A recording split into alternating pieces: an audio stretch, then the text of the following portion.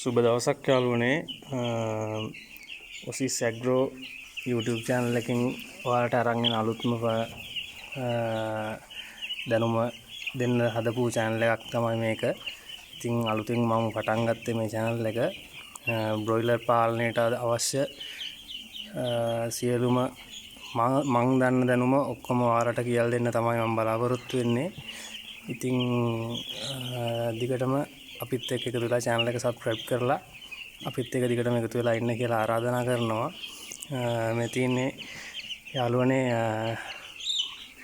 මේකේ බ්‍රූඩර් එක තමයි තියෙන්නේ. බ්‍රූඩර් පාලනේ නම් දවස් 35 වෙද්දී උපරිම බර කිලෝ 2.2 2.3 අතර ජීව බර ගන්න ආකාරයේ සියලුම දේ කියලා දෙන්න ඔයාලට කියලා දෙන්න මම බලාපොරොත්තු වෙනවා.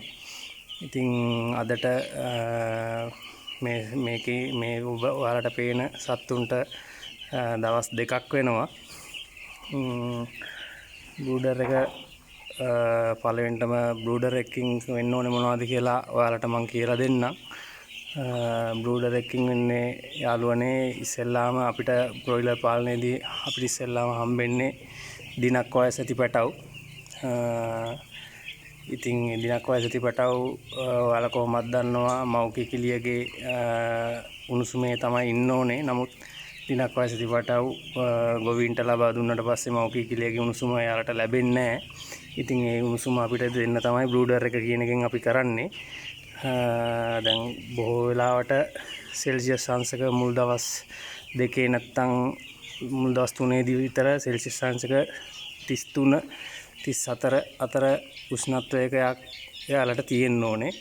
ඒ කියන්නේ මව් කිකිලියගේ යටතේ ඉන්න උෂ්ණත්වය වගේ ඒ වගේ උෂ්ණත්වයක් තියෙන්න ඕනේ. මුලින්ම බ්‍රොයිලර් පාලනයේදී බ්‍රූඩර් පාලනය තමයි යාළුවනේ හරියටම වැදගත් වෙන්නේ. මොකද බ්‍රූඩර් එක හරියට අවුල් ගියොත් හරියට කරගන්න බැරි වුණොත් හරියට රස්නේ දීලා හරියට පැටව ටික බ්‍රූඩර් කරගන්න බැරි වුණොත් අපිට හරි ප්‍රොඩක්ෂන් එකකට નિયમિત කාලයේදී යන්න බැරි වෙනවා.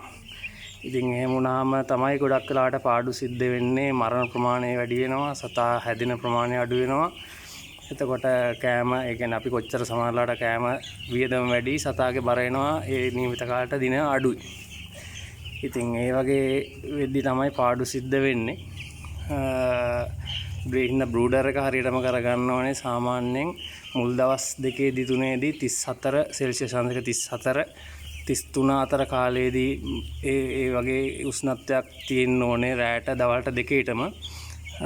ඉතින් පස්සේ සාමාන්‍යයෙන් දවසකට සෙල්සියස් අංශක 1 2ක් වගේ අඩු කරගෙන දින 7ක් වගේ වෙද්දී සාමාන්‍යයෙන් සෙල්සියස් අංශක 28 27 වගේ වෙද්දී උනාට ප්‍රශ්නයක් නැහැ. එතනින් පස්සේ අපි බ්‍රූඩර් එක අයින් කරලා සාමාන්‍ය විදිහට සත්තුන්ට ඉඩ ලබා දීලා ඒ විදිහට කරගෙන යනවා. අදට දැන් මේ සත්තුන්ට දවස් 2ක් වෙනවා බ්‍රූඩර් කරලා. ඔයාලට ඉස්සරහට මම බ්‍රූඩර් එක හදාගන්න විදිහ ඒකට තියන්න ඕනේ තියෙන මෙෂර්මන්ට් ටික ඔක්කොම මම ඔයාලට කියලා දෙන්නම්.